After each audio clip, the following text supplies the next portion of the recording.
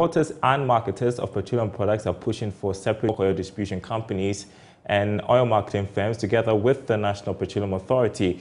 The meeting was to discuss some of the challenges facing the industry, especially the pricing of products and other operational issues at the pumps. Meantime, the Chamber of Petroleum Consumers is forecasting a reduction in fuel prices at the pumps by April if current price of crude oil is sustained for a week.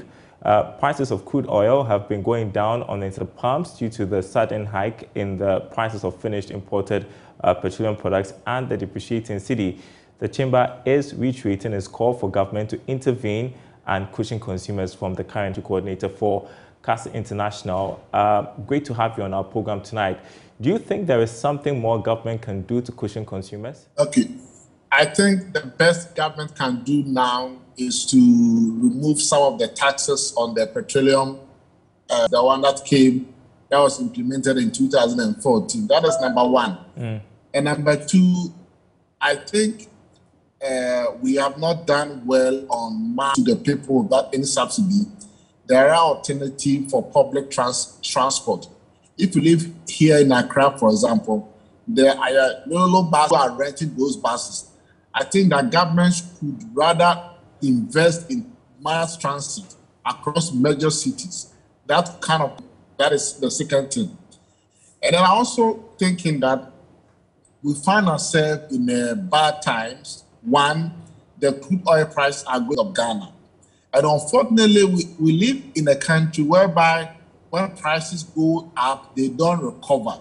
And so government policies to ensure that prices in Ghana as much as possible are kind of dollar.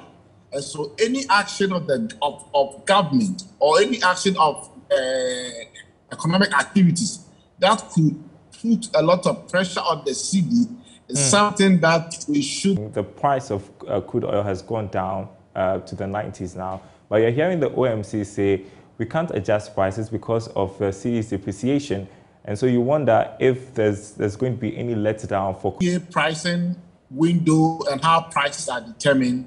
For the next window starting tonight, I'm not sure we should be expecting any price reduction or we may not be able to get the benefit of the price reduction in the world market, all because the cedi has also conspired against the pricing of the world market.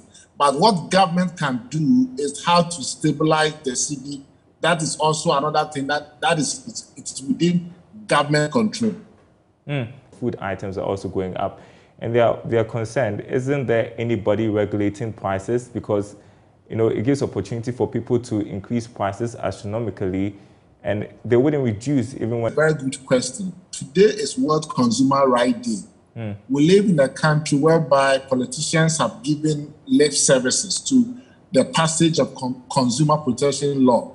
Most of these things in terms of excessive pricing and price gouging could be addressed within the regulations of these two legislations. But unfortunately, the laws are of the market price. Let's get the legal framework, the legislation framework there. Then you can have the power to be able to bite those who are doing that. In South Africa and in most countries, for example, during the COVID times of their products. But in Ghana, we can't do anything because it's a free market. Of course, everywhere is free market. But beyond the free market, there's what we call excessive pricing. And when it is found out that we have charged way legislation, which we need to push, right? Definitely. And today is as I mentioned, today is World Consumer Rights Day, and it's also a reminder to government to get the law. Also, country coordinator for CAS International. You're watching Business Live. Still to come.